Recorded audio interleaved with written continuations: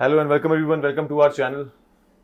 This series is a topper stock series. अभी recently JKS 2022 के result निकले हैं और उसमें से कई सारे लोगों ने सक्सेस हासिल की है और इस सीरीज के थ्रू हम यही करने की कोशिश कर रहे हैं कि जो लोग सेलेक्ट हुए हैं उनकी स्ट्रैटेजीज आप तक पहुंचाएं और आपको भी सिविल सर्विसेज प्रिपेयर करने में हेल्प हो पाए। आज हमारे साथ स्टूडियो में मौजूद है miss Akanksha who has scored a wonderful rank in the recently declared JKS 2022 exam. Yes, sir. आज इनसे जानेंगे इनकी स्टोरी और कुछ लर्न करने की कोशिश करेंगे। आकांक्षा, सबसे पहले तो बहुत बहुत मुबारक। Thank you sir, thank you so much कि आपने मुझे यहाँ बुलाया आज। It's our pleasure. सबसे पहले तो मैं जानना चाहूँगा कि आप अपने हमारे व्यूअर्स को बताएं, अपना रैंक बताएं और ये बताएं कि बेसिकली आप कहाँ से हैं, ग्रेजुएशन के बारे में, स्कूलिंग के बारे में। So I have secured rank 79 in the recently declared results of Jammu Kashmir Administrative Services. Basically मैं हीरानगर से बिलोंग करती हूँ, ऑफ डिस्ट्रिक्ट कठुआ। मेरी स्कूलिंग 12th तक की हीरानगर तहसील से ही हुई है। उसके बाद I went to Delhi for my graduation और मैंने बीटेक इन कंप्यूटर इंजीनियरिंग करा है from Delhi technological university. Akanksha, Hiranagar से आप हैं, विलेज से हैं एक, जहाँ से आपने स्कूलिंग कंप्लीट की। Yes, sir. और मुझे लगता है कि वो रूरल एरिया है और Yes, रूरल sir. एरिया से फिर आप ग्रेजुएशन के लिए सीधे दिल्ली चले गए। Yes, sir. और Delhi technological university is known for its quality and everything. Yes, sir. ये एक रूरल एरिया से सफर दिल्ली का, how was it possible? Sir possible था क्योंकि मेरे 12th में अच्छे मार्क्स थे एंड मेरे को कॉलेज अलॉट हो गया for BTech, so it was not that tough journey, but या डेफिनेटली टफ थी, बट इतनी टफ नहीं थी। टफ इसलिए नहीं थी क्योंकि आपने मेहनत की थी 12वीं में शायद। हाँ, कह सकते हैं सर। कितने मार्क्स थे आपके 12th में? सर मेरे तो 96 थे। 96%। और Yes, आपने sir. किसी सरकारी स्कूल से पढ़ा था कि प्राइवेट से? Sir private school, convent school से स्कूलिंग हुई है मेरी। बहुत बढ़िया। तो एजुकेशन, मतलब इसका मतलब है कि फैमिली ने आपकी एजुकेशन पे काफी ध्यान दिया है स्टार्टिंग से ही। हाँ सर, कह सकते हैं। और जहां तक मैं जानता हूं, आपके मॉक इंटरव्यूज के दौरान भी हमने देखा कि you have perform tremendously well in academics. Yes engineering में भी आपके काफी अच्छे मार्क्स थे। Yes sir. और वहां पर भी हमने यही सवाल किया था आपके इंटरव्यू में, यहाँ पर भी मेरा फिर से यही सवाल होगा कि इंजीनियरिंग में इतने अच्छे स्कोर होने के बाद, इतने अच्छे कॉलेज से करने के बाद आपको कॉर्पोरेट सेक्टर में आराम से जॉब मिल सकती थी, नो डाउट अबाउट इट। आपने किया भी ग्रेजुएशन अपना डेटा एनालिटिक्स और आर्टिफिशियल इंटेलिजेंस में, कहीं ना कहीं वो स्पेशलाइजेशन रही है आपकी। हाँ सर, सब्जेक्ट्स थे मेरे बीटेक में वो थोड़े बहुत। कहीं ना कहीं आपको आज के टाइम पे जो सबसे लेटेस्ट टेक्नोलॉजी, उसमें आपको सबका एक्सपीरियंस था। हाँ चाहते आप तो अच्छी जॉब मिल सकती थी, high paying job. Why did you choose civil services? Sir because civil services में डोमेन काफ़ी वाइड है एंड इसमें हम हर सेक्टर में लाइक कंट्रीब्यूट कर सकते हैं अपना, through education, health, women empowerment specially, जो कॉर्पोरेट में करना मुश्किल हो जाता क्योंकि उसमें हमें पूरा ऑफिस वर्क ही करना होता है। तो मेरा थोड़ा था कि मैं वीमेन एम्पावरमेंट की तरफ काम करूं, तो मेरे को लगता है सिविल सर्विसेज बेस्ट चीज़ है उसके लिए। इसके थ्रू ही हम ज़्यादा कंट्रीब्यूट कर सकते हैं सोसाइटी को। आप एज सच जितने टाइम में इंसान ग्रेजुएशन कंप्लीट करता है तो उसके बाद एक फाइनेंशियल इंडिपेंडेंस की बहुत जल्दी होती है। Yes, अब sir. जिन लोगों के पास ऑप्शन नहीं है तो they can try other things also, but Yes, you sir. Had the option. Yes, मेरे पेरेंट्स को ऐसा कुछ जल्दी नहीं थी कि आपको फाइनेंशियली इंडिपेंडेंट होना है। They said take your time. उन्होंने हमें अच्छे से टाइम दिया। उनकी मतलब मैं तो यही कहूँगी कि उनका काफ़ी कंट्रीब्यूशन है, उनका काफ़ी सपोर्ट है। इतने सारे फेलियर्स के बाद मेरा लास्ट अटेम्प्ट का फेलियर, प्रीलिम्स का क्वालिफाई हो गया बट मेंस का फेलियर, वो काफ़ी सेटबैक था। उसके बाद भी अच्छे से उन्होंने होप नहीं हारी। उन्होंने कहा कि आप अच्छे से ट्राई करो, नेक्स्ट टाइम होगा, अभी नहीं तो कितना ही टाइम बचा है, अगला रिजल्ट भी जल्दी आ जाएगा एंड होपफुली ये रिजल्ट काफ़ी जल्दी आ गया है। तो उनका काफ़ी कंट्रीब्यूशन है मेरे इस पूरी जर्नी में। अगला सवाल मेरा ये कि पिछली बार भी आपने मेंस दिया, तो कितने अटेम्प्ट्स अभी तक आपने दिए हैं? सर मेरा वो कॉलेज के बाद एकदम मैंने 2021 में ग्रेजुएशन करी, उसके बाद बस वो इतना टाइम था जून से, क्योंकि अक्टूबर में आई गेस प्रीलिम्स शिफ्ट हो गया था ड्यू टू कोविड-19, तो मेरे को उतना ही टाइम मिला था वो प्रिपेयर करने के लिए। तो उसमें मैं मेंस में बिल्कुल ज़्यादा अच्छे से मैंने कुछ प्रैक्टिस नहीं करी थी। जीएस की ऑल तो मैंने थोड़ी बहुत करी थी बट सोशियोलॉजी की तो मैंने बिल्कुल ही प्रैक्टिस नहीं करी थी। तो उस वजह से मेरा सोशियोलॉजी का स्कोर बस 246 था एंड मेरा टोटल मेंस का स्कोर 823 था एंड आई गेस उस टाइम कट ऑफ 838 था, तो कुछ 15 मार्क्स का लैग था मेरे मेंस में। तो वही शायद मैंने इस बार शायद सोशियोलॉजी को थोड़ा अच्छे से करा एंड होपफुली इस बार हो गया। टोटल सेकंड अटेम्प्ट ही था आपका ये? यस सर, ये दूसरे अटेम्प्ट में यहाँ पर क्वालिफाई हो हाँ गया। जी। इस बार ये अभी तक मैंने जितने भी इंटरव्यूज लिए उनमें से मैक्सिमम सेकंड अटेम्प्ट वाले हैं हाँ जी सर। अभी तक जितने भी मैंने इंटरव्यूज लिए। हाँ। और मुझे लगता है जो प्रोसेस जेकेपीएससी का जो पैटर्न प्रोसेस स्ट्रक्चर सिंक हुआ यूपीएससी के साथ यस और 2 साल लगातार एग्जाम रहे, हाँ। कहीं ये रीजन भी रहा? ये तो बहुत बड़ा रीज़न है सर, मतलब स्टेट इतने अच्छे से एग्ज़ाम को इस बार करा रही है, इतनी जल्दी रिजल्ट्स दे रही है, तो ऑब्वियसली ये चीज़ हर एस्पिरेंट को एस्पायर कर रही है कि दैट वी कैन डू। इतना कम टाइम फ्रेम है तो ये एक अच्छी जॉब है एंड इतने कम टाइम में रिजल्ट्स आ रहे हैं, मतलब प्रीलिम्स का रिजल्ट, मेंस का रिजल्ट, इंटरव्यू के जस्ट 2 घंटे बाद रिजल्ट, तो ऑब्वियसली ये चीज़ बहुत ही हर बंदे को मोटिवेट करेगी कि आप अच्छे से करो। मैं समझता हूँ कि ये वाला जो नोटिफिकेशन था 2022 का, इसको तो कंप्लीट बिल्कुल टाइम पे किया, no doubt about it, record time में किया। हाँ जी। हाउएवर 2021 में जो 7 महीने का गैप रहा मेंस के रिजल्ट मेंस होने और मेंस के रिजल्ट आने के बाद, यस सर, वो काफी सेटबैक रहा था, काफी लंबा गैप था। एटलीस्ट अगर रिजल्ट जल्दी आता, एग्जाम लेट हो जाता तो एटलीस्ट हमें पता चल जाता गलती कहाँ हुई थी। बट उसी को ओवरकम करने के लिए कहीं ना कहीं पीएससी ने मुझे लगता है इतनी जल्दी रिजल्ट डिक्लेयर किया और इतना रेगुलरली एग्जाम कंडक्ट करवाया, और अब अगला प्रीलिम्स भी होने ही वाला है। सो कहीं ना कहीं मुझे लगता है कि जब से 2018 से नया पैटर्न आया और 2018 के बाद 21 में एग्जाम हुआ, 21 के बाद 22 में हुआ, 22 के बाद 23 में हो रहा है, तो कहीं ना कहीं वो एक इंडस्ट्री, ये करियर ऑप्शन अब और भी ज्यादा एक्सेसिबल होने लगा है। यस सर, डेफिनेटली ये बहुत एक्सेसिबल है क्योंकि हर साल पेपर हो रहा है, ये काफी बड़ी बात है। अगर ये टाइम पे नहीं होता पेपर तो आपका और कौन कौन से एग्जाम्स के लिए प्रिपेयर कर रहे थे आप? सर मैंने जम्मू कश्मीर का सब इंस्पेक्टर का एग्ज़ाम दिया था, बट वो कैंसिल हो गया था, फिर मैंने फिर से दिया था एंड मीनवाइल मैंने यूपीएससी के भी प्रीलिम्स दिए हैं। जेकेपीएसआई में भी तकरीबन वही सिलेबस था जो केएएस का था, प्रीलिम्स। हाँ जी सर। कैसा स्कोर रहा आपका उसमें? सर मेरा स्कोर अच्छा था, 95 to 100 के बीच में था। अच्छा स्कोर था, quite possibly you would have gotten through. अब आपको जो आपका रैंक है उसके हिसाब से केपीएस मिलेगा कि केएएस? सर मैंने पुलिस वाली प्रेफरेंस लास्ट में रखी है, तो आपको अकाउंट सर्विस मिलना ज्यादा पॉसिबिलिटी है? ज्यादा पॉसिबिलिटी। एडमिनिस्ट्रेटिव सर्विसेज मिलना पॉसिबिलिटी है? सर मेरे को ज्यादा आइडिया नहीं है अभी इस चीज का। अगर आपके ऊपर रैंक में किसी ने ड्रॉप किया, केपीएस को प्रेफर किया, तो शायद पॉसिबिलिटी है। हाँ जी। गुड। तो यहाँ पर मैं एक्चुअली हर किसी से इस बारी में इन पर्टिकुलर सवाल पूछ रहा हूँ कि प्लान बी और एग्जिट स्ट्रैटेजी। एग्जिट का मतलब इस विशियस साइकिल या फिर वर्चुअस साइकिल। वर्चुअस साइकिल तो उसके लिए जो कामयाब हो गया तो उसके लिए बड़ा अच्छा साइकिल था। yes, विशियस साइकिल उसका जो 6-7 साल से एग्जाम प्रोसेस में फंसा हुआ है। तो मैं ये देखना चाह रहा हूँ कि कितने लोग सेकंड ऑप्शन भी लेके चल रहे थे। तो यानी जेकेपीएसआई को आपने सीरियसली अटेम्प्ट किया था?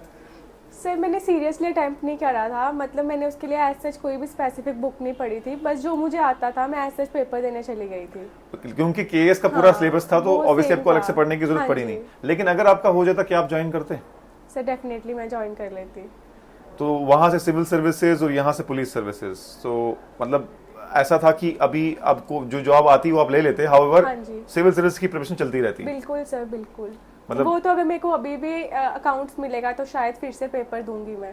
ओके, तो फिर तो आपकी मैं हिम्मत की दाद देता हूँ। मैं आपकी जगह होता तो एक पोस्ट लेके निकल जाता। अच्छा, लास्ट टाइम भी हमारे यहाँ पर एक स्टूडेंट थे, Sameer Ibrahim. Okay sir. He was also preparing for civil services पिछले 4-5 साल से। The first interview he gave was in back in 2016 वाले नोटिफिकेशन में। तो वो भी जेकेपीएसआई में he had scored like 100 marks, और उसका भी यही था कि भाई अगर हो गया तो मैं पीएसआई में निकल जाऊंगा, I just need a job. तो ये मुझे लगता है एक मैसेज देना चाहता हूं मैं इस वीडियो के थ्रू। इंशा भी आई थी यहाँ पर, और रफाकत भी आए थे, और अनवरुल हक भी आए थे, और आप भी। कहीं ना कहीं सबके थ्रू ये लग रहा है कि हर कोई इंसान बाकी एग्जाम भी दे रहा था। सर इतना विषय साइकिल है ये वाला कि लक भी थोड़ा रोल तो प्ले डेफिनेटली करते हैं, तो हम रिस्क नहीं ले सकते। एक बैकअप प्लान तो मेरे अकॉर्डिंग होना चाहिए। कई लोगों का ये मानना भी होता है कि अगर बैकअप प्लान दिमाग में रखोगे तो आप इस पे फोकस नहीं कर पाओगे। सर अगर अंदर से विल पावर है तो इससे फोकस कभी नहीं हटेगा कि मुझे करना ही है। लेकिन फिर भी बैकअप प्लान रहना सही है। हाँ। और मुझे भी पर्सनली यही लगता है कि बैकअप प्लान होना जरूरी है। It is not pessimism, it is realism. You have to be realist. अगर आप ऑप्टिमिस्टिक हो, साथ में रियलिस्ट भी रहो कि हमें वी है, it's a number game actually. Yes sir. You have to see the data. पिछले 10 सालों का डेटा निकालो, कितने लोग अपीयर कर रहे थे, कितने लोगों की सिलेक्शन हुई, कितने लोग फाइनली कितने सालों में सिलेक्शन हुई। डेटा जब तक नहीं है तब तक आप ये नहीं समझ सकते कि कई लोग 5-5 साल भरपूर मेहनत करने के बाद भी फंसे रहते हैं। लक फैक्टर बहुत बड़ा मैटर करता है। सर ऐसा भी हो सकता है कि लास्ट ईयर किसी ने पेपर निकाला एंड वो नेक्स्ट टाइम अपीयर हो रहा है तो वो नहीं कर पाएगा। नहीं पाया कर पाए। यूपीएससी में हम लोग देखते हैं आईपीएस ऑफिसर्स जो हैं ऑलरेडी बन चुके होते हैं, वो नेक्स्ट टाइम देते हैं, वो क्वालिफाई भी नहीं कर पाते। Yes sir. ऐसे बहुत से गेम हैं। So you have to have a backup plan. However एक मसला और हो गया था कि जो जेके पीएसआई का एग्जाम कैंसिल हुआ, फिर दोबारा हुआ, फिर कोर्ट कचहरी में फंस गया। काफी हेक्टिक प्रोसेस था सर वो। उसकी वजह से कई लोगों का प्लान भी बन नहीं पाया। Yes sir. जम्मू कश्मीर वाले जनरली प्रेफर करते हैं कि जम्मू कश्मीर में ही रहें, यस सर। तो उस वजह से एक बड़ा लैग रहा। बट चलो, जो सिविल सर्विस के लिए डेडिकेटेडली प्रिपेयर कर रहे हैं उनके लिए अच्छी बात हो रही है कि रेगुलरली एग्जाम हो रहे हैं। हाँ। तो I really appreciate that and I would commend the PSC for also that. अच्छा, अब मुझे आप बताएं कि जो इंसान नए से प्रिपेयर कर रहा है, पहले से प्रिपेयर कर रहा है, what are the dos and don'ts for him और हर? सर अगर वो उसने कॉलेज कर लिया and he is preparing full time तो वो तो अच्छे से प्रिपेयर कर सकता है। लाइक वो मतलब साइमल्टेनियसली प्रीलिम्स की टेस्ट सीरीज, मेंस की टेस्ट सीरीज सब कुछ कर सकता है। आप समझिए ऐसा इंसान जिसको कुछ भी नहीं पता, आपका वीडियो देखने के बाद उसने डिसाइड किया, अच्छा। वो कहाँ से शुरू करे? सर उसको तो सिलेबस देखना चाहिए, क्योंकि सिलेबस ही मेरे को लगता है एंड PYQ वही सोल्यूशन है इस एग्जाम को निकालने का, चाहे वो प्रीलिम्स है चाहे वो मेंस है। तो पहले वो सिलेबस देखे एंड कोई भी आजकल तो ऑनलाइन इतने रिसोर्सेज है, कोई भी टॉपर टॉक सुन ले कि क्या रिसोर्सेज हो सकते हैं। हर बेसिक रिसोर्स, स्टैटिक बुक सबकी सेम है, हर चीज़ सेम है, कुछ नहीं अलग कर रहा है कोई भी। बस उसके बाद जब हम प्रैक्टिस करेंगे मेंस की, जिसके अकॉर्डिंग रैंक आता है, तो उसमें कुछ ऐसी चीज़ें हैं, डेटा, फैक्ट्स, फिगर्स, मैप्स, हर चीज़ के अकॉर्डिंग, GS1 का अलग, 2 का, 3 का, 4 का, ऑप्शनल का, तो उसके अकॉर्डिंग वो चीज़ें जो आप वैल्यू एडिशन कर रहे हो, मेरे अकॉर्डिंग वो चीज़ है जिसकी वजह से रैंक आ सकता है। बट स्टैटिक सोर्सेज सबके, किसी को भी ऑनलाइन सोर्सेज से कहीं भी वो सेम ही पता चल जाएंगे एंड सबको वही पढ़ना है, पूरी दुनिया वही पढ़ रही है। ये आगे जब आप प्रैक्टिस कर रहे हैं मेंस की, उसमें डिसाइड होगा कि आपकी वैल्यू एडिशन कैसी है जिसकी वजह से आपका रैंक आ रहा है, या कैसे आप बाकी बच्चों से खुद को अलग रिप्रेजेंट कर पा रहे हो। और एज सच जो प्रोसेस है 1 साल का, ये तो काफी लंबा है सर। लंबा प्रोसेस है। क्या कोई इंसान ग्रेजुएशन के साथ इसको मैनेज कर सकता है? सर हाँ, कर सकते हैं अगर वो थोड़ी बहुत NCERTs अपना बेसिक होल्ड एक स्ट्रॉन्ग कर ले। अगर जैसे मेरा पिछला कोई भी बैकग्राउंड नहीं है ह्यूमैनिटीज़ का, तो ऑल्दो मैंने कॉलेज के साथ प्रिपेयर नहीं करा था, बट हाँ कर सकते हैं, कोई इशू नहीं है। लास्ट ईयर ग्रेजुएशन में शुरू करना चाहिए? सर कर सकते हैं, बिल्कुल कर सकते हैं। हमारे पास कई लोग आते हैं कि जो अभी ग्रेजुएशन फर्स्ट ईयर में है, 12th क्लास में है, वो कहते हैं हमें भी प्रिपेयर करना है। Is it too early to start? Sir मेरे को पर्सनली लगता है, क्योंकि एक एग्ज़ाम निकालने के लिए बाकी सब कुछ, एक इंटेलेक्चुअल डेवलपमेंट, बाकी तुम्हारी कॉलेज पे फोकस जो वहाँ पे सब्जेक्ट्स हैं, मेरे को लगता है वो सारा कुछ हमें तब अच्छे से कर लेना चाहिए, अपनी लाइफ एंजॉय करनी चाहिए। जैसे कि मैं दिल्ली में थी तो मैंने तो काफ़ी करी है। आपने एंजॉय किया? बिल्कुल सर, मैंने तो 4 साल कुछ नहीं पढ़ा है। अच्छा। सिविल सर्विसेज का मैंने तो फुल एंजॉय करा है। इसके बावजूद भी इतने अच्छे मार्क्स ले आए, तो अगर कुछ नहीं पढ़ने के सर बावजूद उसके भी? बाद मैंने कुछ नहीं करा, लेकिन फिर बस पढ़ाई करी है 2021 के नहीं, बाद। अगर आप बोल रहे हैं कॉलेज में आपने कुछ भी नहीं पढ़ा लेकिन मार्क्स तो बहुत अच्छे हैं आपके। सर कॉलेज वाली पढ़ाई करी है, सिविल सर्विसेज की नहीं करी था। अच्छा, ओके फाइन फाइन, आई मिसअंडरस्टूड। और मुझे कहीं ना कहीं ये भी लगता है कि ये एग्जाम आपका फर्स्ट और सेकंड अटेम्प्ट जो है ना, वो सबसे बेस्ट अटेम्प्ट होता है। Yes sir. अगर इंसान 12वीं क्लास से पढ़ना शुरू हो जाए तो बर्नआउट हो जाएगा। सर बिल्कुल हो जाएगा, क्योंकि रोज करंट अफेयर्स चेंज हो रहे हैं, रोज न्यूज़पेपर, रोज वही सेम हेक्टिक रूटीन, तो इतनी विल पावर मेंटेन करना इतने सालों तक मेरे को लगता है थोड़ा मुश्किल हो जाएगा। बट हाँ कर सकते हैं, इसमें कोई प्रॉब्लम नहीं है। हाँ, मैं भी यही रिकमेंड करूंगा सबको कि ऐसे बहुत सारे एग्जाम्पल हमारे पास हैं। जैसे कि Tina Dabi, who had been preparing for 12th, कुछ लोगों के लिए सूटेबल हो सकता है जो अपनी मोटिवेशन लेवल को 3-4 साल तक लगातार फोकस में रख सकते हैं। हाउएवर एक नॉर्मल एवरेज कैंडिडेट, मेरे जैसे कैंडिडेट के लिए तो I think it will be burnout. आप लक्ष्मीकांत कितनी बार रिवाइज करेंगे? 4-5 साल। और अगर 4-5 साल प्रिपेयर होने के बाद पहली बार आपका प्रीलिम्स नहीं हुआ तो आपको अपने ऊपर से भरोसा उठ जाएगा कि मैं तो 4 साल से प्रिपेयर कर रहा हूं। आ जाएगा कि शायद मैंने ही अच्छे से नहीं पढ़ा था, मुझे ही कुछ नहीं आता है, मैं अगला टाइम दूं भी या ना दूं, कुछ और कर लूं। बिल्कुल, आई थिंक अगर आप एट द अर्लीस्ट शुरू करना चाहते हैं तो at the earliest it should be around last year of graduation. Yes, third year of graduation, हाँ। फोर्थ ईयर बीटेक वालों के लिए। लास्ट ईयर ऑफ ग्रेजुएशन से आप देख लें। अगर आपको second last year of graduation से देखना है तो हल्का फुल्का अंदाजा लगा लें कि क्या सोर्सेज है, क्या है, मेंटरशिप ले लें। Yes sir. Otherwise it's too early to start.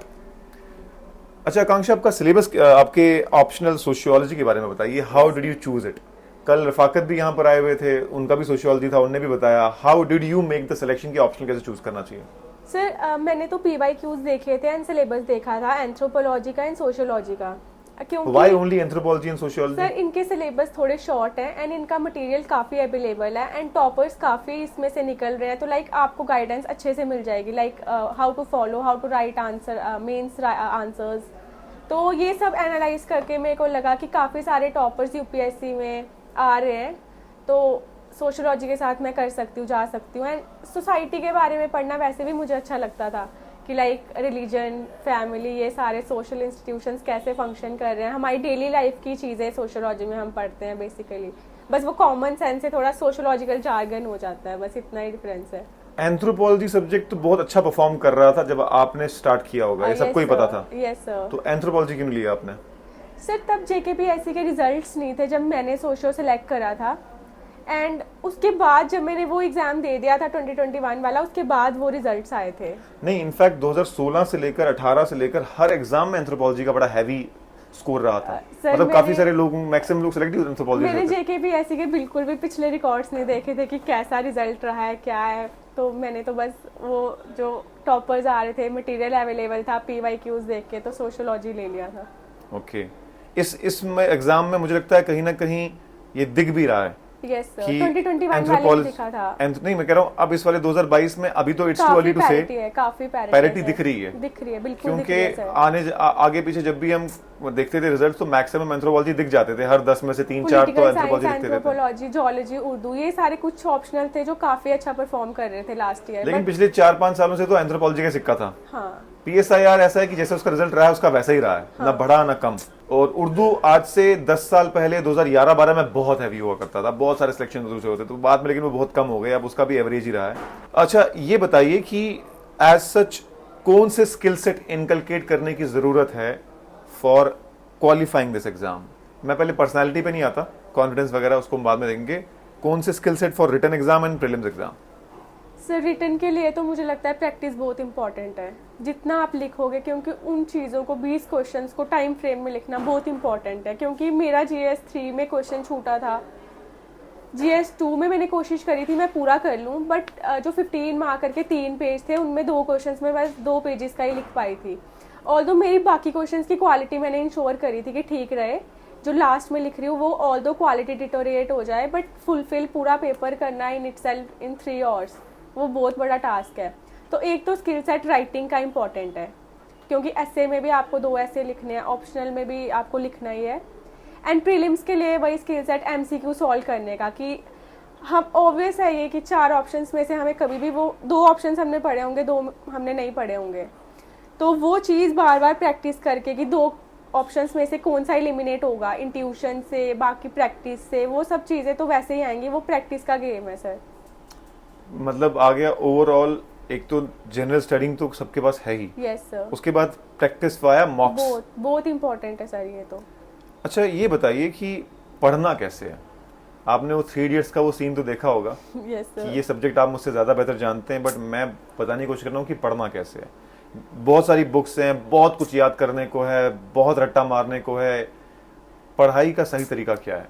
Sir मैं तो यही कहूँगी कि हमें सब कुछ नहीं पढ़ना है, बस इतना इंश्योर करना है कि जो हम पढ़ रहे हैं वो हम चीज़ वही चीज़ GS1 में भी मैनिपुलेट या ऑल्टर करके लिख पा रहे हैं। जैसे कोई भी कमेटीज़ की रिकमेंडेशन, अगर कोई और क्वेश्चन है तो उसमें वो कमेटी कैसे लगानी है, वो SDG गोल कैसे लगाना है, वो सारी चीज़ हमें ऑल्टर करके या मैनिपुलेट करके GS3 की 1 में डालनी, 2 की 4 में डालनी, ऑप्शनल की 4 में डालनी, या 4 और ऑप्शनल को ऐसे में डालना, ये ऑल्टरेशन और मैनिपुलेशन का गेम है, क्योंकि सर हम सब कुछ तो नहीं पढ़ सकते हैं।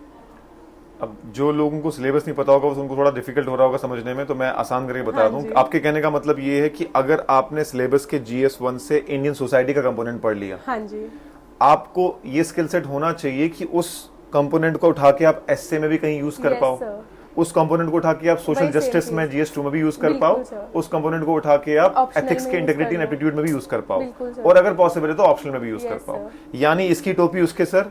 बिल्कुल हालांकि ये बोलने में बड़ा अजीब लगता है, जो ये लोग प्रैक्टिस से बट सर हो जाता है। जो लोग थर्ड मतलब रेफरेंस पॉइंट पे होते हैं ना, जो लोग इस फील्ड में है नहीं, हाँ। उनको लगता है कि ये कैसी बात है, यूपीएससी IAS KAS इसमें तो सब कुछ खुद बताना होता होगा। Yes, sir। However, you have to understand the power of wordplay, Yes, sir। manipulation, and especially cramming up things. Yes sir.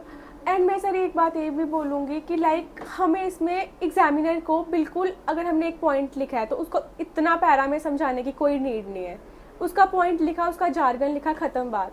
10 number का क्वेश्चन है, 7 पॉइंट्स लिखे 2 पेजेस में, बट हम ऐसी चीज़ें कर सकते हैं, कोई गवर्नमेंट स्कीम लिख दी, वे फॉरवर्ड्स लिख दिए, एक्स्ट्रा चीज़ें कि 10 नंबर का क्वेश्चन है, 3 पार्ट्स में बाइफिकेट करा, तो एग्जामिनर को 2 नंबर, अगर वो बिल्कुल क्वेश्चन की डिमांड से, तो वो 10 में से 6 देने ही पड़ेंगे। ऐसे ही 15 में से 11, 10 देने ही पड़ेंगे अगर आप उसको 4 या 5 पार्ट्स में डिवाइड कर रहे हो। तो वो वाली जो आपके अंदर से स्किल सेट है वो निकलना इंपॉर्टेंट है एग्जाम को क्रैक करने के लिए, क्योंकि ये प्रैक्टिस से चीज़ें आएंगी एंड यही चीज़ें हैं जो रैंक डिसाइड करेंगी। बाकी पढ़ा तो सबने सेम है, सबने सेम बुक्स पढ़े हैं, सबने सेम सोर्सेज फॉलो करे हैं, तो ये चीज़ें कुछ हैं जो आपको अलग प्रूफ करेंगी, मेरे को ऐसा लगता है। अच्छा, राइटिंग प्रैक्टिस जो है ये एक ऐसी चीज है जो हर इंसान लास्ट मोमेंट तक अवॉइड करता है सबकॉन्शियसली। सर ये मैं भी करती थी, बट वही अंदर से लाना ही पड़ेगा, अगर कुछ करना है तो लिखना ही पड़ेगा, वो भी एकदम 3 घंटे में ही लिखो आप, बिल्कुल जब एंड स्टेज में पेपर आने वाला है तो। किसी इंसान को आप 12 घंटे पढ़ने के लिए बोल दो ना, वो फिर पढ़ लेगा, लेकिन उसको बोलो ना उस 12 घंटे में से 1 घंटे बिल्कुल सर, लिखो, बिल्कुल तो वो नहीं लिखेगा। सर, ये भी लिखेगा भी नहीं। एंड अगर आप उसको बोलेंगे कि प्रीलिम्स का टेस्ट पेपर सॉल्व करो 2 घंटे में, तो हम खुद पे ही सेल्फ डाउट करते हैं एंड हम प्रोक्रेस्टिनेट करने की कोशिश करते हैं चीज़ें कि कल करेंगे, परसों करेंगे, बट मेरे को लगता है ये चीज़ें बाद में सेटबैक कर सकती हैं, जैसे कि मेरे को 2021 में करी कि मैंने सोशियोलॉजी का कुछ नहीं लिखा था।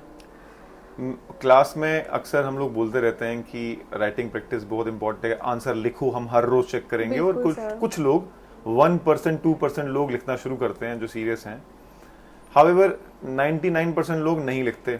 उनको ये भी ऑफर करो कि इवैल्यूएशन हम हर रोज करके देंगे, फ्री ऑफ कॉस्ट करेंगे, तब भी नहीं लिखते। तो अनवर सर आए थे यहाँ पे, रैंक 152। उन्होंने मुझे एक चीज़ बताई जो मुझे लगा कि अपने ब्रेन को ट्रिक करने के लिए अच्छी चीज़ है वो। उन्होंने बोला कि मैंने सोचा कि यार सबसे बड़ा प्रॉब्लम तो यही है, जब मैं क्वेश्चन लिखता हूँ मैं ब्लैंक होता हूँ कि लिखूँ कैसे, किससे शुरू करूँ। उन्होंने बोला कि मैंने पहले क्या किया, मैंने टेस्ट सीरीज उठाई और उसके मॉडल आंसर उठाए, मॉडल आंसर पूरे देख लिए, और फिर मॉडल आंसर को साइड में लिख के, मुझे अब दिमाग में था 15-20% तो मैंने उसी से लिख दिया।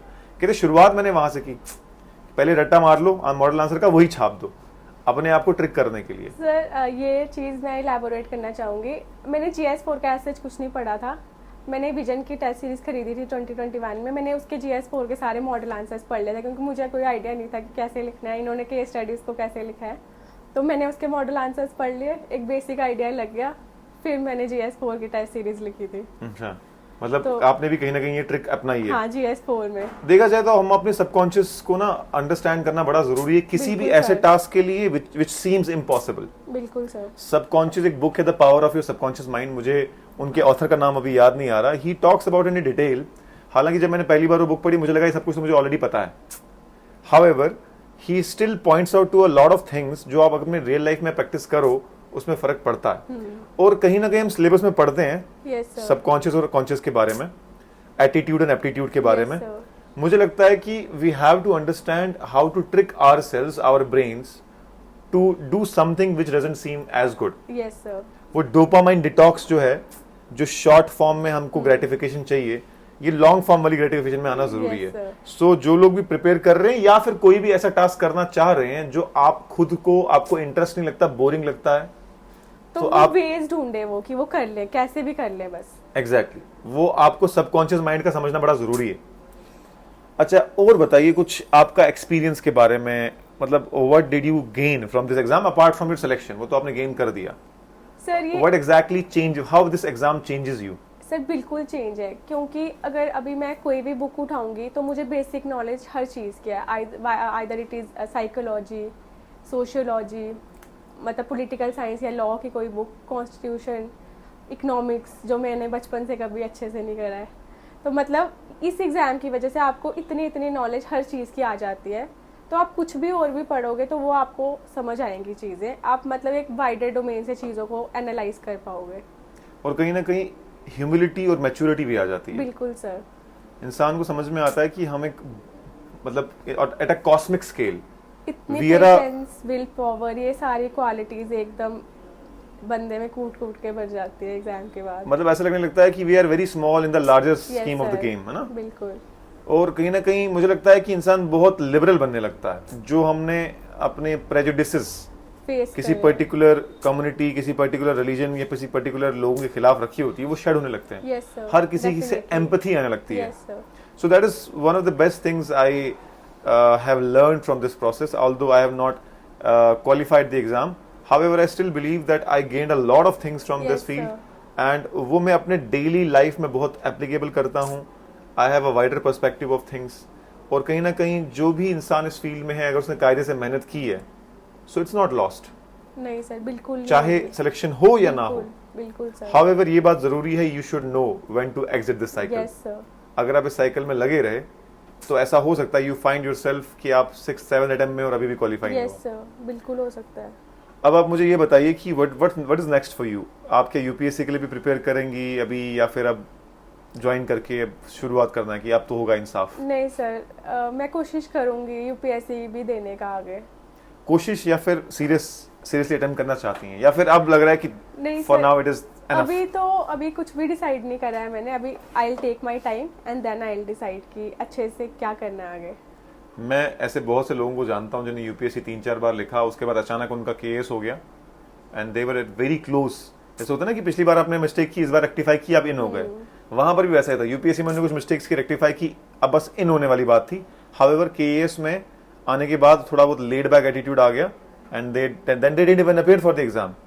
मतलब I know one of my friends who did not even appear for the exam, क्योंकि इतना एक बार ट्रेनिंग खत्म होते ही इतना बिजी हो जाता है इंसान बीडीओ की पोस्टिंग में या फिर तहसीलदार की पोस्टिंग में, डोंट गेट एनी टाइम।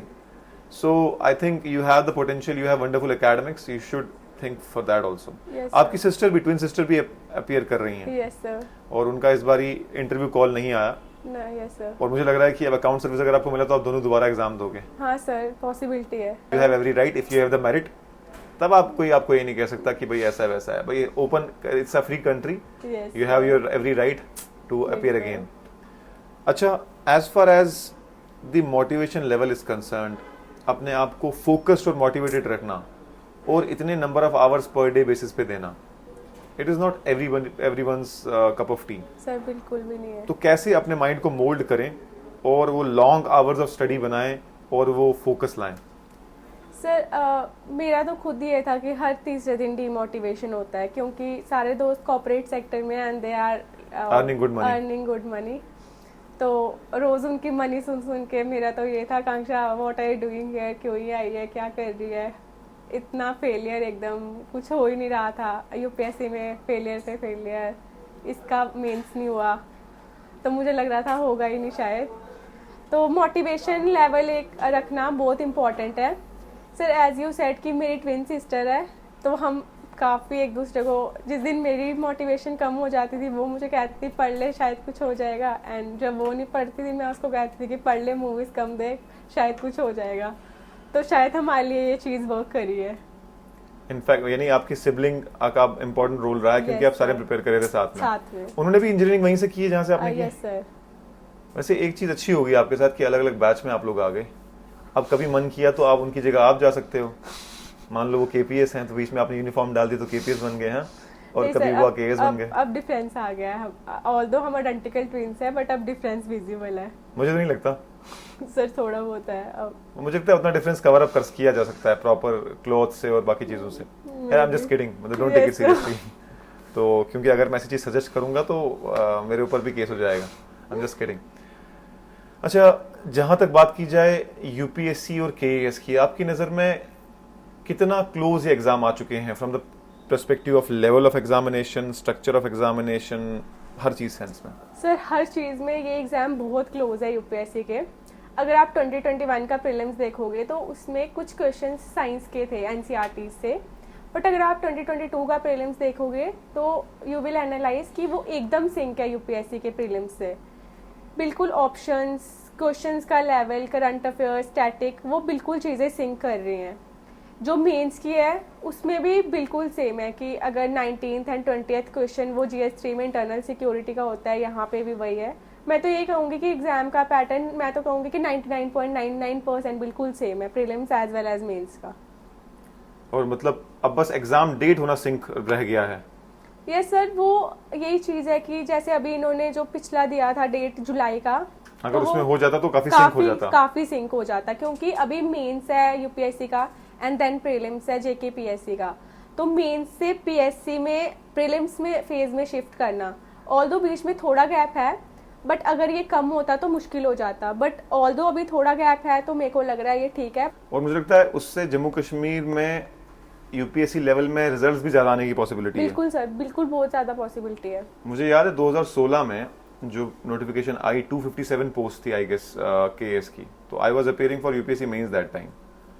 तो 2016 के उस पेपर ने हमारे 17 और 18 का अटेम्प्ट खराब करवा दिया।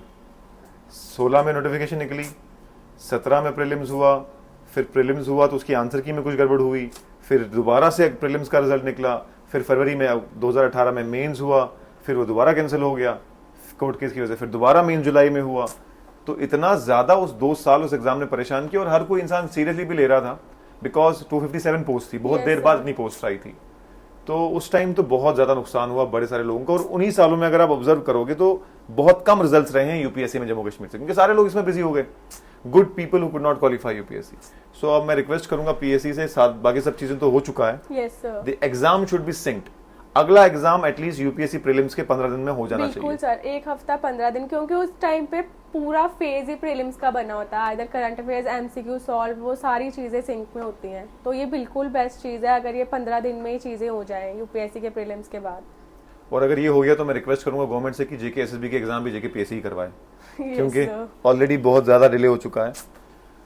अच्छा Akanksha, as far as the preparation is concerned, आप जिस जगह से बिलोंग करती हैं, कठुआ और ये जो बेल्ट है कठुआ, सांभा, sir. विजयपुर, इन जगहों की, यहाँ पर मैक्सिमम लोग प्रिपेयर करते हैं एसएससी जीडी के लिए, आर्मी के लिए। Yes, sir. वहाँ पे कंपैरेटिवली ट्रेंड थोड़ा कम है Yes, सिविल sir. सर्विसेज का। तो वहाँ पे रहने वाले लोगों को आप क्या मैसेज देना चाहेंगी, whether they should also widen their horizons and come towards civil services also? बिल्कुल सर, हर एक बच्चे में उतना ही पोटेंशियल है जितना हर एक में सेम है, बस वो अंदर से पोटेंशियल निकालने की बात है। मेरी खुद स्कूलिंग वहीं से हुई है सारी, तो इसका मतलब है जितना पोटेंशियल मेरे में है उतना ही वहाँ के एरिया के हर बच्चे में है। तो ये सिर्फ गाइडेंस की चीज़ है कि लैक ऑफ गाइडेंस की वजह से वो शायद नहीं कर पाते हैं, बट मैं ट्राई करूँगा, मतलब ट्राई करूँगी जितनी भी चीज़ें गाइड में, अगर उनको किसी को भी कुछ भी गाइडेंस चाहिए तो मैं करूँ जितना मेरे से हो पाए। एंड डेफिनेटली उन बच्चों को भी सिविल सर्विसेज में आना चाहिए, क्योंकि मेरे को आइडिया नहीं है कि हीरानगर से कितने बच्चों का इस बार हुआ है या नहीं हुआ है, बट मैं डेफिनेटली ट्राई करूँगी कि वहाँ से और ज़्यादा बच्चे इस चीज़ के लिए निकले, क्योंकि बहुत कम गाइडेंस है, बहुत कम एक्सपोजर है। और दूसरी बात ये भी है कि in the recent years we have seen increasing numbers of final selected candidates who are women. Yes sir. तो वो भी एक बहुत अच्छा पॉजिटिव साइन है। Yes sir. और मुझे लगता है कि every time we see increasing number of girl candidates in the final list, it goes a long way to motivate more number of Yes, girls sir. to opt for this career Yes, option, sir. है ना। और मुझे लगता है KPS में भी हम देख रहे हैं अब काफी इंक्रीजिंग। बिल्कुल सर। लॉ एंड ऑर्डर जो है उसमें अगर वुमेन का पार्टिसिपेशन ज्यादा हो तो we see lesser number of cases against women. Yes, I mean more access to women for any kind of situation, so it's going in a very positive direction. Yes, sir. उसके अलावा कोई अपना कोई personal experience, कोई ऐसी चीज जो आप शेयर करना चाहेंगी विच is a common problem with the candidates of aspirants of civil services, जो आप शेयर करना चाहें? सर कॉमन प्रॉब्लम सबसे ज़्यादा आपने जो पहले बोली थी कि हर तीसरे दिन डीमोटिवेशन होना, ये सबसे मतलब गलत चीज़ है इस चीज़ में। हर तीसरे दिन बाद लगता है ये तो होगा ही नहीं, इतने सारे मार्क्स चाहिए मेंस में, प्रीलिम्स नहीं होगा, सीसैट भी करो, ये सब्जेक्ट भी पढ़ो, वो भी करो, ऑप्शनल भी करो, ऐसे प्रैक्टिस भी करो। तो ये सारी चीज़ें डीमोटिवेशन तो मेरे को लगता है इस एग्ज़ाम को हैम्पर कर सकती है। तो मतलब अगर कोई मेडिटेट कर सकता है या कुछ भी और सोल्यूशन निकाल सकता है जिसकी वजह से वो कम मोटिवेट हो, अंदर से विल पावर कंटिन्यू रख पाए अपनी, तो ये बेस्ट चीज़ होगी। आपके लिए मोटिवेटिंग फैक्टर क्या था? मतलब अगर मैं बोलूं कि एक चीज बताओ जिसके पीछे आपने इतना टाइम लगा दिया और पूरे अपने बेस्ट दे दिया, वो क्या होगी? सर वीमेन एम्पावरमेंट के लिए मेरे को चीज़ें थोड़ी बहुत सुधारनी है गर्ल्स के लिए, क्योंकि बहुत मतलब अभी तो ऑल दो चीज़ें बहुत सही हो रही हैं, बट जो पेट्रियार्कल माइंडसेट एम्बेडेड है हमारी सोसाइटी में वो कहीं ना कहीं चेंज करने की बहुत ज़रूरत है, क्योंकि वीमेन की वजह से काफ़ी चेंज आ सकता है। वो विशियस साइकिल उनके बच्चों का कि वो अगर एजुकेटेड है तो बच्चे एजुकेटेड है, फैमिली प्लानिंग, वो सारी चीज़ें मुझे लगता है कहीं ना कहीं वीमेन से बहुत ज़्यादा रिलेट करती हैं। और मुझे लगता है कहीं ना कहीं एजुकेशन, हेल्थ केयर, ये तो इमीडिएटली आपके बिल्कुल हाथ में आता सर। ही है, अगर तहसीलदार हो या बीडीओ हो। Yes so this comes under the preview, starting में ही आ जाएगा। Yes sir. So these are some things which are very basic. At the Yes. same time, they can make a lot of difference. Yes sir. Health care और education दोनों बिल्कुल चीजें, sir. Literacy level संभाल लेगा education, और अगर skilling भी हो जाए, मुझे लगता है बहुत सी गवर्नमेंट की स्कीम्स ऑलरेडी एग्जिस्ट बिल्कुल करती हैं। ज्यादा सर, रोजगार मेला इतना सब कुछ है, बस प्रधानमंत्री कौशल विकास बिल्कुल। योजना, उड़ान उनको स्कीम, इम्प्लीमेंट करने में थोड़ा ज्यादा अच्छे से अगर बेस्ट हो जाएगा वो तो डेफिनेटली चीजें बहुत इंक्रीज करेंगे। ये सारा लिटरेसी रेट, एजुकेशन, ये सब कुछ अच्छे से अगर इम्प्लीमेंट हो पाए तो ये जम्मू कश्मीर की ग्रोथ में बहुत इंपॉर्टेंट रोल प्ले कर सकते हैं, क्योंकि अभी हम बिल्कुल कम जीडीपी कंट्रीब्यूट कर पा रहे हैं इंडिया को। Around 0.9%। Yes sir. Jammu Kashmir की कंट्रीब्यूशन नेशनल लेवल पे सिर्फ 0.9% Yes, है, sir. Although it is in potential बहुत ज्यादा है। although it is in proportion to our population also, हमारी population भी around 0.8% of the है, but however we have a lot of potential. Yes, sir. अब सिंगापुर इतनी सी country है और उसका जीडीपी इंटरनेशनल लेवल पे बहुत ज्यादा कंट्रीब्यूट बिल्कुल करता है। sir. सो मैं भी अक्सर अपनी क्लासेस में, और मुझे लगता है हर इन जम्मू कश्मीर के स्टूडेंट को, चाहे वो सिविल एस्पिरेंट हो ना हो, जम्मू कश्मीर की इकोनॉमी का नॉलेज होना बड़ा जरूरी है। बिल्कुल sir. We have some very unexplored areas, very potential areas which can generate employment, which can contribute to the GSDP of the state. बिल्कुल sir. We have to do something about it. ऐसे कौन से areas आपको लगता है identify किए जा सकते हैं which have a potential and which can contribute a lot to the GSDP of JNK and as well as to the GDP of India? Sir tourism, अभी तो बहुत सारी स्कीम्स आ रही हैं टूरिज्म के लिए, इंडस्ट्रीज के लिए, रियल एस्टेट के लिए, बट अगर लॉन्गर रन में यहाँ पे कॉर्पोरेट सेक्टर, सर्विस सेक्टर और ज़्यादा एलैबोरेट हो पाए तो उसका पोटेंशियल भी बहुत ज़्यादा है, क्योंकि अभी हम देख रहे हैं यहाँ पे सर्विस सेक्टर बिल्कुल कम है, either in like corporate job या कुछ भी, इकोनॉमी, एमबीए, कुछ भी, उस किसी भी फील्ड में बहुत कम है। और इनफैक्ट अगर मैं भी, जब मैंने पहली बार पढ़ा मैं भी हैरान हो गया। हमें मतलब इतनी बुरी हालत है कि एज सच सर्विस सेक्टर दिखता नहीं है, बिल्कुल नहीं। उसके बावजूद भी मैक्सिमम कंट्रीब्यूशन जीडीपी जीएसडीपी का सर्विस सेक्टर ही कर रहा है। भाई मतलब कहने का मतलब है कि हमें सोच के लगता है कि जो नेचुरल रिसोर्सेज यहाँ पर हैं उसके हिसाब से शायद एग्रीकल्चर सेक्टर या प्राइमरी सेक्टर ज्यादा कंट्रीब्यूट Yes, करता होगा। sir. हाउएवर जो सेक्टर हमें देखने में बुरा लग रहा है वो सबसे ज्यादा कंट्रीब्यूट कर रहा है। बिल्कुल। तो सर्विस सेक्टर, मैन्युफैक्चरिंग सेक्टर और प्राइमरी सेक्टर तीनों ही बहुत कंट्रीब्यूट कर सकते हैं। बिल्कुल सर। और कुछ बड़े ही अप एंड कमिंग चीजें हैं जो जिसके लिए मिसाल जम्मू एंड कश्मीर बन रहा है, जैसे कि saffron, I am sorry, purple revolution, lavender की कल्टीवेशन, एंड आपके मेडिसिनल प्लांट्स, बिल्कुल sir. and floriculture. All these things are up and coming in Jammu and Kashmir, and we have to understand the potential of these things. And agripreneurship's की भी जरूरत बिल्कुल है, sir. edupreneurship's की भी जरूरत है। स्टार्टअप्स तो एक भी नहीं है अभी तक, तो मतलब इनका बहुत ज़्यादा पोटेंशियल है, जबकि क्योंकि स्किल आ रहा है तो ये चीज़ें ऑब्वियसली इलेबोरेट करेंगी तो ज़्यादा सही रहेगा स्टेट के लिए। बहुत बढ़िया। अब आकांक्षा, एक आखिरी मैसेज आपकी तरफ से, जो लोग भी प्रिपेयर कर रहे हैं या आपको देख रहे हैं, जरूरी नहीं कि वो सिविल सर्विसेज ही करें लाइफ में, कुछ मोटिवेशनल आप बताना चाहें उनको अपनी लाइफ में अपने एक्सपीरियंस के हिसाब से। मैं तो यही कहूँगी, जो हर बंदा कोई भी चीज़ कर रहा है, either it is civil services या कोई भी और चीज़, बस आप उसको दिल लगा के करना इंपॉर्टेंट है, क्योंकि रिजल्ट से डेफिनेटली आएंगे अगर आप उसको फुल अपनी एनर्जी एंड विल पावर से कर रहे हो। तो आप चाहे किसी भी फील्ड में हो, मैं तो यही कहूँगी बस मन लगा के अपनी उस चीज़ को करो तो you will definitely show their results in your future.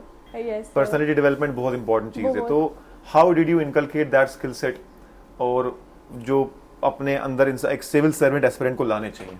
Personality के लिए तो मैं यही कहूँगी कि लैंग्वेज तो कोई बैरियर नहीं है, चाहे वो इंग्लिश में बोलो, हिंदी में, उर्दू में, तो लैंग्वेज का तो कभी कोई दिक्कत नहीं है। बाकी जार्गन की थोड़ी बात आ सकती है कि like in interview you have to speak in that jargon, कि जैसे अभी हमने बात करी primary, secondary and tertiary sector की, तो ये सारे अगर कोई भी आपको इकोनॉमी से रिलेटेड पूछ रहा है तो ये सब जार्गन जो ऑलरेडी हम मेंस में पढ़ते हैं वो आपको पता होने चाहिए। वही हमें एक बार रिवाइज कर लेने चाहिए। एंड ओवरऑल पर्सनालिटी कि हमारे क्या शौक हैं, क्या चीज़ें हम डेली लाइफ में कर रहे हैं, बस उनके बारे में थोड़ी डीप नॉलेज कि अगर वो चीज़ आपसे पूछी जा रही है तो आप उसको ही अच्छे से एलैबोरेट कर पा रहे हैं। और इन मॉक्स का कितना रोल रहता है आपकी पर्सनालिटी को बाहर इनका लाने? तो बहुत ही ज़्यादा रोल है। मैं तो विंग से एक उड़ान और शून्य आईएएस को मतलब एकदम दिल से अपने थैंक्स करना चाहूँगी कि उन्होंने जम्मू कश्मीर में फ्री इंटरव्यू गाइडेंस है। अगर हम देखें तो यूपीएससी के मेंस के बाद हर कोचिंग सेंटर दिल्ली में फ्री मॉक कंडक्ट कराता है, बट जम्मू कश्मीर में ऐसी कोई भी चीज़ नहीं है। हर एक कोचिंग सेंटर यहाँ पैसों के लिए इंटरव्यू करा रहा है। ऑल्दो उसके बाद आप मतलब अपनी लिस्ट भी लगा लोगे कि these are the selected candidates from our institute, but wing से एक उड़ान और शून्य आईएएस की एक ही अच्छी बात है कि उन्होंने ये चीज़ भी यूपीएससी के साथ सिंक करते हुए विदाउट एनी मतलब फीस या कुछ भी इंटरव्यू गाइड करे हैं। बस सर मेरी आपसे ये रिक्वेस्ट है कि आप मतलब कम मॉक कर पाते हो, अगर आप अपना और थोड़ा टाइम दे पाओ बच्चों को तो ये बिल्कुल ज़्यादा एक अच्छी चीज़ रहेगी आने वाले एस्पिरेंट्स के लिए। हम इनफैक्ट ये बात हमने भी फील की कि हम कंपेयर टू अदर इंस्टीट्यूट बहुत कम करवा पाए बिकॉज ऑफ अदर थिंग्स, हम बाकी चीजों में भी इन्वॉल्व थे। बट आपने ये बात बताई है, पॉइंट आउट किया, तो अगले साल वी प्रॉमिस यू कि हम और भी बोर्ड्स 2-3 बोर्ड्स बिठा के करवाएंगे, क्योंकि ये एकदम इतनी हेल्प है बच्चों के लिए। एंड अगर आप इस रिगार्ड में कुछ भी कर पाओ तो ये और एस्पिरेंट्स को बहुत मोटिवेट करेगी चीज। क्योंकि अभिनव सर ने जो मेरे से क्वेश्चन पूछा था मॉक में कि बीटेक के क्या सब्जेक्ट्स हैं, क्या पढ़ा है आपने, मेरे को इलैबोरेट करो, एंड उसमें से एज सच क्वेश्चंस पूछे थे उन्होंने सब्जेक्ट्स के अंदर। तो वही सेम चीज़ मेरे से चेयरमैन सर ने पूछी थी, आकांक्षा यू आर फ्रॉम DTU, क्या सब्जेक्ट्स पढ़े हैं आपने, एंड अंदर ग्रिल। तो मैंने डेफिनेटली वो चीज़ करी, तो तब मेरा एकदम कॉन्फिडेंस हाई था, Akanksha you have already spoken those things, and वही मुझे एज सच वहाँ बोलनी थी। अभिनव सर हमारे नॉन, उनको बिठाया भी जाता है इस बोर्ड में कि because he grills a lot. Yes sir, बहुत ग्रिल करते हैं वो। So we are very happy कि किसी ना किसी सेंस में we were able to provide you with some pointer जो आपको आगे हेल्पफुल हुए। शुभम सर ने मेरे को पर्सनली गाइड करा, उन्होंने मेरे को बोला कि तू अच्छे से बोल, बोल्डली बोल, तो वो चीज़ें एकदम उस दिन कॉन्फिडेंस वो लास्ट में बिल्कुल फील होता है जो भी हम मॉक देते हैं। ऑल द क्वेश्चंस उतने सेम नहीं रहेंगे, but the kind of questions जो आपको आएंगे वो उसी लेवल के होंगे। इकोसिस्टम कहीं ना कहीं क्रिएट हो जाता है। तो thank you for your kind feedback, it goes a long way, जो हमें और मोटिवेट करेगा अगली बार और भी अच्छे से करवाने में। एंड वी आर होपफुल कि अगली बार हम और भी ज्यादा कंडक्ट करवा पाएं और भी प्रोफेशनल मैनर में करवा पाएं। And thank you for sparing your time. I know कि आजकल मेडिकल वगैरह भी चल रहा है, फिर भी आप आए, अपना टाइम निकाला आपने। Thank you so much. And आपको फिर हम तकलीफ देंगे एक डेडिकेटेड स्ट्रेटजी सेशन के लिए। और जैसा कि आपने बताया कि हीरानगर और ये बाकी जगह जो एरियाज हैं जहाँ पर कम गाइडेंस है, हम कोशिश कर रहे हैं। हमारा एक इनिशिएटिव है जिसको हम मंथन कह रहे हैं कि हम वहां जाकर ही प्रोवाइड करें। कहीं ना कहीं वीडियो में के थ्रू तो हम पहुंचा रहे हैं, बट जो लगता है ना कि पर्सनली हाँ भाई आज आकांक्षा मैम आई हुई हीरानगर से ही है, तो आप जाके उनसे बात करते हैं। तो हम कोशिश करेंगे ऐसा कुछ करवाने की, और आपका सपोर्ट जरूर चाहिए होगा। बिल्कुल सर, बिल्कुल, मैं हमेशा अवेलेबल हूँ इस चीज के लिए। Thank you so much Akanksha, and we wish you all the best, and आपकी सारी मनोकामनाएं आगे पूरी हो, और I am sure you will do a lot to empower women among many other good things. Thank you sir, thank you so much. And जुड़े रहिए, connected रहिए, सब्सक्राइब जरूर करिएगा चैनल को, और शेयर करना और कमेंट में पूछना कोई भी सवाल अगर आपको आकांक्षा मैम से पूछना है। Thank you so much. Thank you.